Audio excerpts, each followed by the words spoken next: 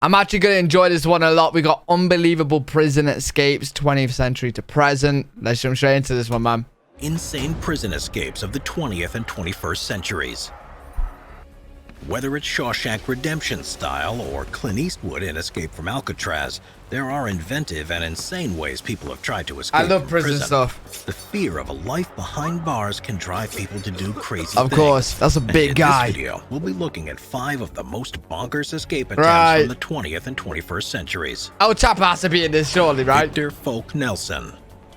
Never heard of him. Victor Folk Nelson was an impulsive and troubled young man, having been brought up poor and largely in an orphanage.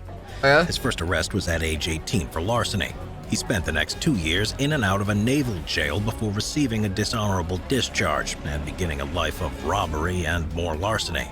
Right. At age 22, Victor Nelson found himself once again locked up, this time in Charlestown State Prison in Massachusetts. Victor, Fed up man, with come on. spending his life behind bars, he began to plan his escape. First, he altered the shoes given to him as part of his prison uniform, removing the heavy, thick bases and replacing them with homemade felt soles. Then, on the night of May 11th, 1921, after evening school, when he and 12 other prisoners were being marched back to their cells, he saw his chance to escape. Breaking from the line, he dodged a tackle from a nearby guard, evaded multiple gunshots, and channeling his inner Spider-Man, jumped and caught onto some window bars before scaling the 40-foot-high wall.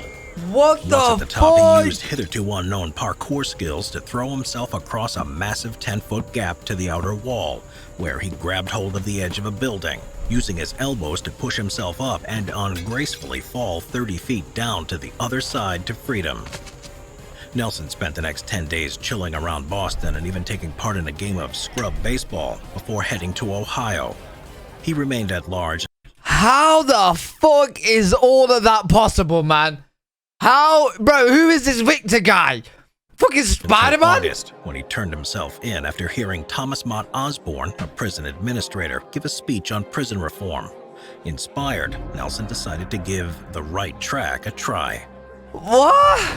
Choi Gap-bok. So then he did all that, turned into fucking Spider-Man, broke out, then he was like, yeah, I'm just gonna go back. Choi Gap-bok earned the nickname the Korean Houdini with his jailbreak attempt back in 2012. Gap-bok had been arrested on September 12th of the same year under suspicion of robbery and was being held in a cell at a police station in the city of Daegu, South Korea. Aye. The 50-year-old's previous detentions had totaled 23 years and included crimes of leading a theft ring. Within a few days, Gap-bok decided he had enough of this being incarcerated nonsense. Aye. He covered his bed with Like you pillows do. and a blanket, so it looked like he was still sleeping before attempting his escape. Using his master yoga skills and flexibility that would make a Cirque du Soleil performer jealous, Choi Gap-bok shimmied his way out of his cell by slithering through the food slot. These food slots are tiny, at just 5.9 inches tall. Huh? Yo, what the fuck? Yo, the shit when he put the food in? Oh my, did he break, like he must have broke bones and shit, right? And 17.7 inches wide. Yet Gap-bok used his powers of contortion to make his escape through the hole in just 34 seconds, while guards slept meters away. The police caught up to him 6 days later after an intense manhunt through the mountains that involved helicopters, 8 sniffer dogs, and hundreds of officers. Leaving apologetic notes to farmers he had stolen food from also didn't help. Wow. The Cowra Breakout. Wait, did they ever catch him? During World War II, over 1,000 Japanese prisoners of war were taken to Camp 12 near Cowra in the Australian Central West. This was of great shame to the Japanese, who were taught to choose honorable death on the battlefield over capture and imprisonment. Right. Although many Japanese POWs initially settled in playing baseball and staging plays, in 1944 more war-hardened and radical inmates were arriving.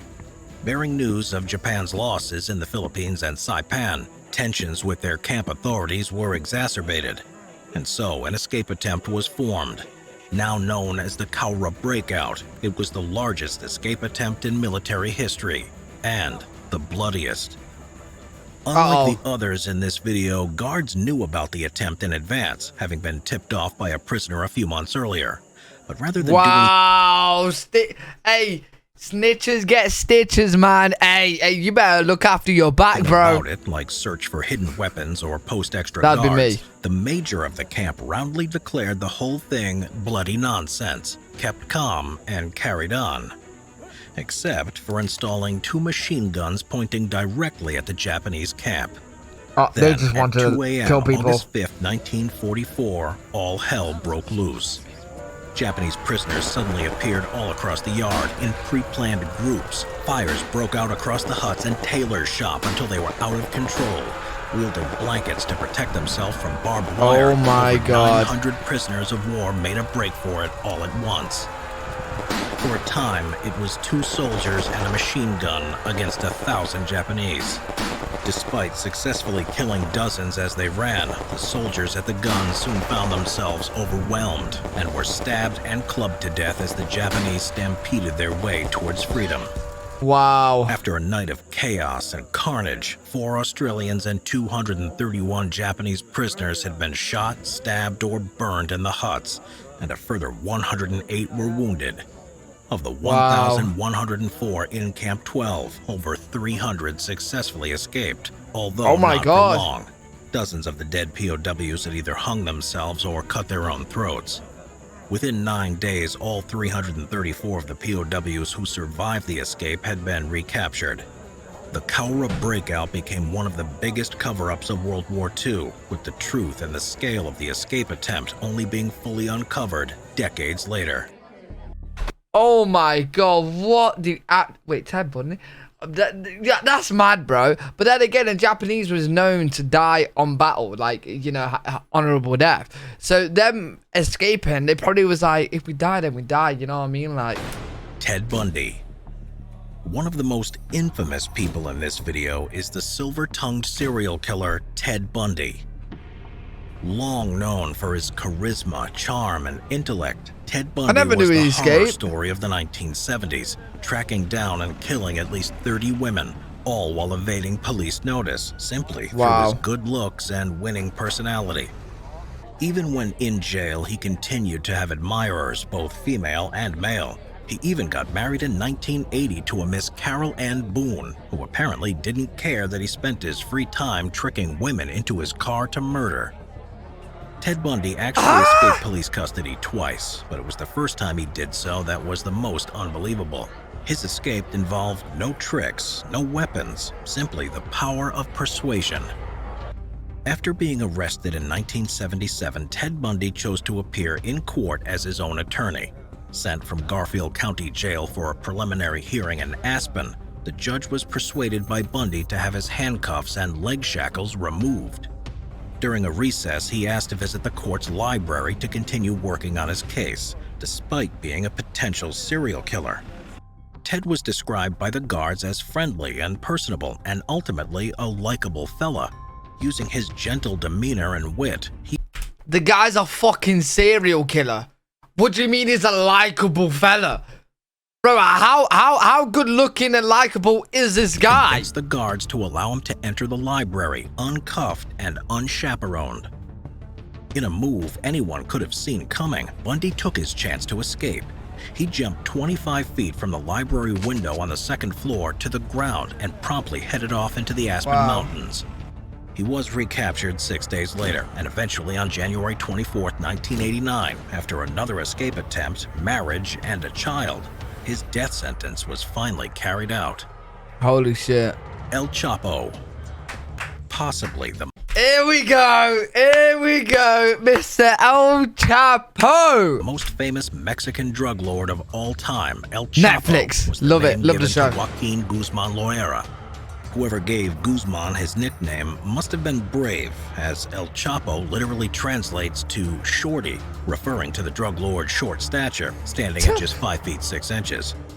Still currently incarcerated, El Chapo's drug empire of cocaine, methamphetamines, marijuana, and heroin led to him becoming the biggest drug smuggler and trafficker into the United States of all time, rivaling the wealth and power of the famous Pablo Escobar. Pablo Escobar. El Chapo attempted to escape jail twice, but it was his second attempt in 2015 that was the most impressively insane. Yeah, it was crazy. Last seen stepping into the shower part of his cell, the only place hidden to the security cameras, Guzman still hadn't emerged 25 minutes later, prompting guards to go and investigate and see if he really just Bro, the fact he did all this and it was on camera, like the long soapy wash. What they found instead was an escape tunnel leading all the way to a housing construction site almost a mile away. This wasn't any ordinary Shawshank-style escape tunnel either. Clearly, Guzman had help from experts on the outside. A marvelously constructed large hole over 33 feet underground, the tunnel was equipped with air ducts, artificial lights, and clearly built by expert construction workers. Wow. At 5 feet 7 inches tall and 30 inches wide, it was the perfect fit for El Chapo to make his escape. When he got to the other side, there was a motorcycle there waiting, which he promptly hopped on and rode off into the sunset until his next capture on January 8th of 2016. Yeah, was he was captured at like his son's birthday party or something? I could be wrong though, but wow. Really good video. Actually really enjoyed that. If you guys got any videos like that that you want me to check out, leave them down in the comment section below. Hopefully you guys enjoyed this video. If you did, make sure to leave a thumbs up, subscribe, and I'll see you all in the next video.